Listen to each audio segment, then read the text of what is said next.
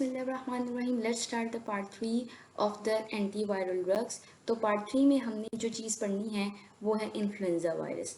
तो influenza virus के बारे में सबसे पहले जो चीज़ हमें पता होनी चाहिए कि जो इन्फ्लुएंज़ा वायरस है इट हैज़ मल्टीपल स्ट्रेन्स, जो कि इस वजह से क्लासीफाई होते हैं कि इनके अंदर जो कोर प्रोटीन्स होती हैं that could be A, B and C, और इनकी जो स्पीशीज़ ऑफ ओरिजिन होती हैं वो भी डिफरेंट हो सकती हैं, जैसे कि एवियन होती है और स्वाइन होती है। इसके अलावा क्या होता है कि जियोग्राफिक साइट ऑफ आइसोलेशन, ये 3 फैक्टर्स हैं जिनकी बेसिस के ऊपर हम इन्हें डिवाइड कर रहे होते हैं।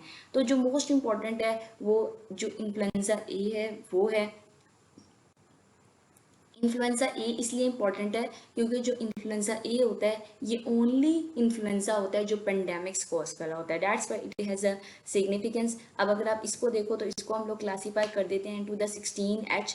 H स्टैंड्स फॉर हीमोग्लूटिनिन, ठीक है, जो कि प्रोटीन होगी यहाँ पर मौजूद होगी, and 9N। N stands for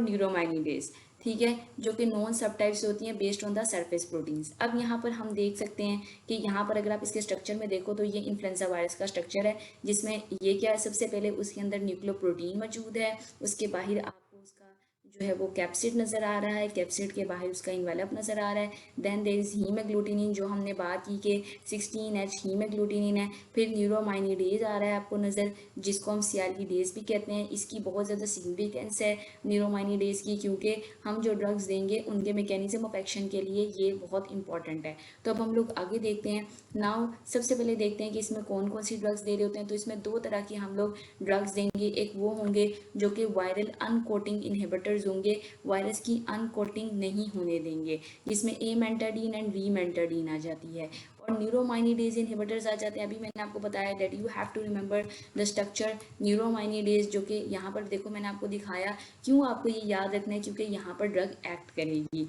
ठीक है। और यहाँ पर आपने देखा कि जो न्यूरोमाइनिडेज इनहिबिटर्स होते हैं इसमें कौन सी होती है, zanamivir and oseltamivir. Moving on to the next. अब एमेंटाडीन एंड रीमेंटाडीन के बारे में पढ़ते हैं। तो एमेंटाडीन एंड रीमेंटाडीन के बारे में the most important thing is that it is used only for the influenza A virus, not for the B.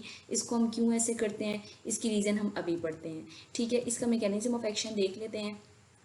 अभी हमने पढ़ा है कि ये अनकोटिंग इनहिबिटर होते हैं, ये वायरस को अनकोट ही नहीं होने देते। जब वायरस अनकोट ही नहीं होगा तो वो आगे इनकॉर्पोरेट नहीं कर सकेगा होस्ट के डीएनए के अंदर। जब वो होस्ट के डीएनए के अंदर इनकॉर्पोरेट नहीं कर सकेगा तो आगे एप्लीकेशन नहीं हो पाएगी।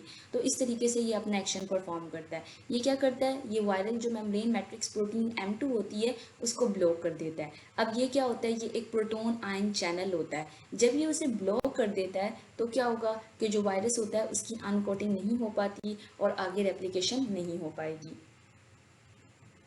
अब ये जो होता है ना, ये जो M2 चैनल होता है ये इन्फ्लुएंजा बी के अंदर मौजूद नहीं होता। अब जब इन्फ्लुएंजा बी के अंदर M2 चैनल मौजूद ही नहीं है तो क्या होगा, तो फिर हम ये ड्रग दे ही नहीं सकते, बिकॉज इस ड्रग के एक्शन के लिए ये ज़रूरी है कि उसके अंदर M2 प्रोटीन चैनल मौजूद हो। That's why amantadine and rimantadine is not given in the influenza B.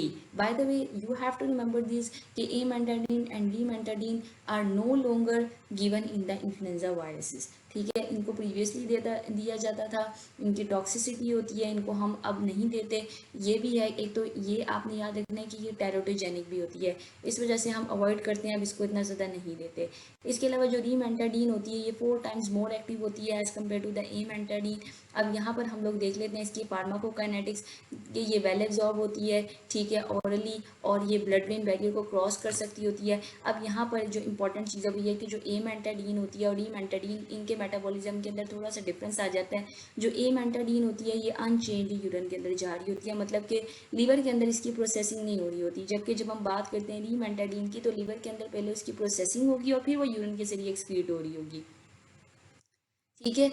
तो अब इस वजह से क्या होगा कि अब हमें जब एक पर्सन है जो कि रीनल इंसफिशेंसी का, तो उसमें हमें दोनों की डोज कम करनी पड़ेगी।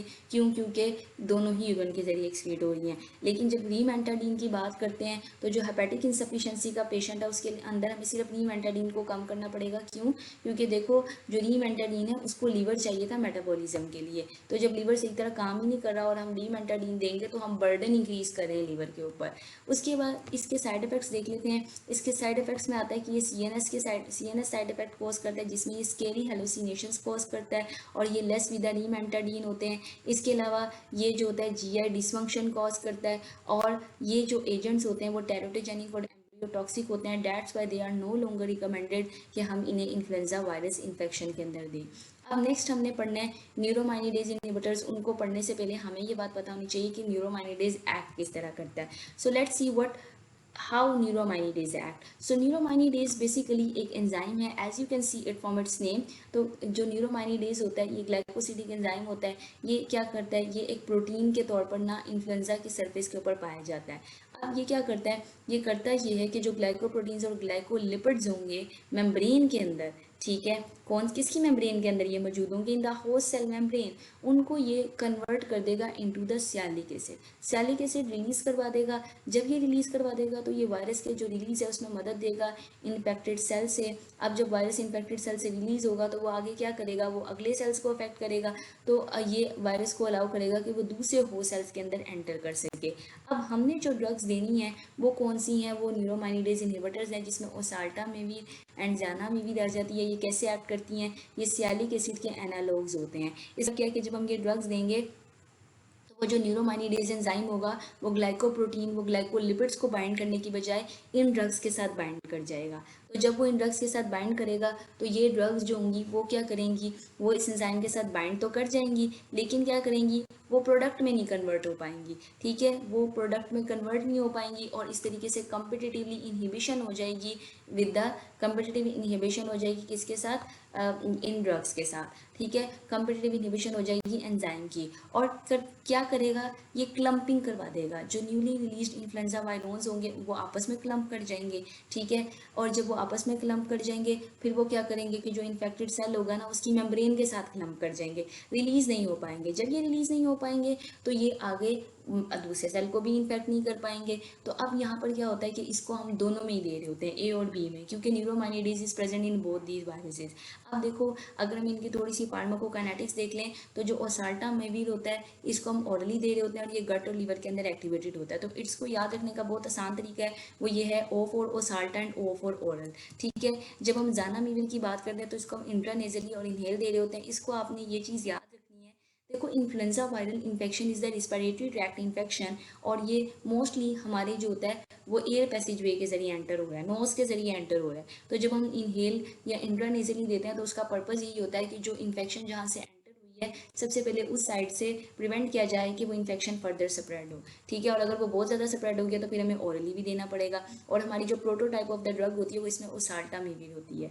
उसके बाद आ जाती है कि ये जो दोनों ड्रग्स होती हैं वो सबसे ज़्यादा बेस्ट अब होती हैं जब हम उन्हें within the 24 hours after the onset of the symptoms दे देते हैं। अगर हम तभी दे देंगे, क्यों, देखो जब एक वायरस जो है वो इन्फेक्शन कॉज करता है, जब वायरस ने इन्फेक्ट किया है तो initially there is the phase जिसमें वायरस बहुत तेज़ी से रेप्लिकेट कर रहा होता है। And you have to remember this कि जो एंटी वायरल ड्रग्स हैं दे हैव द प्रॉपर्टी कि वो क्या करती हैं कि वो तब सबसे ज़्यादा अपने एक्शन परफॉर्म करती हैं जब वायरस रेप्लिकेट कर रहा होता है, जब वायरस ग्रो कर रहा होता है तब ये अपना एक्शन परफॉर्म करती हैं। तो क्या होगा कि जब हम उन्हें इस फेज के अंदर देते हैं तो ये बहुत ज़्यादा अपना अच्छा एक्शन परफॉर्म करती हैं। लेकिन क्या होता है कि जब वायरस रेप्लिकेट कर जाता है इनफ तो फिर वायरस यूजुअली ऐसा होता है कि वो लेटेंट फेज के अंदर एंटर हो जाते हैं या फिर वायरस वीकेंड हो जाता है। मतलब there could be different reasons, but antiviral drugs most effective तब होती है जब वायरस जो होता है वो सबसे ज़्यादा रैपिडली रेप्लिकेट कर रहा होता है। सो दैट्स वाई ये इंपॉर्टेंट है कि हम उसे जल्द से जल्द दें, तो वो क्या होगा कि वो सिम्टम्स को सही करने में मदद करेगा। उसके बाद हम लोग इसके एडवर्स रिएक्शंस देख लेते हैं। तो कुछ स्पेसिफिक हैं, जैसे कि ओसाल्टामेविर क्या करती है, जीए सिम्टम्स कॉज कर रही होती है। जानामेविर हम आप देखो, जानामेविर को हम इंट्रानेजली दे रहे थे, इनहेल करवा रहे थे, तो क्या था कि वो कफ और थ्रोट डिस्कम्फर्ट कोज कर सकती है और ये ब्रोंकोस्पेज्म कोज कर सकती है इन द एस्थमेटिक पेशेंट। तो यहीं पर इसकी कॉन्ट्राइंडिकेशन आ गई कि हमने एस्थमेटिक पेशेंट्स के अंदर जानामेविर को नहीं देना। और इसके अलावा ये क्या कोज करेगी, ये न्यूरोसाइकेट्रिक इवेंट्स कोज कर सकती है जिसमें पर्सन को डिलीरियम्स हो सकते हैं, वो अपने आप को ही इंजर्ड कर सकता है, सेल्फ हार्म कर सकता है, हेडेक एंड फटीग हो रही है। So that's it. ये हम लोग ने पढ़नी है कि इन्फ्लुएंजा को ट्रीट करने के लिए हम कौन कौन सी एंटीवायरल एजेंट्स देते हैं। सो इन द नेक्स्ट वीडियो हम लोग पढ़ेंगे कि साइटोमेगालोवायरस को ट्रीट करने के लिए कौन सी ड्रग्स देती हैं और वो कौन इस तरीके से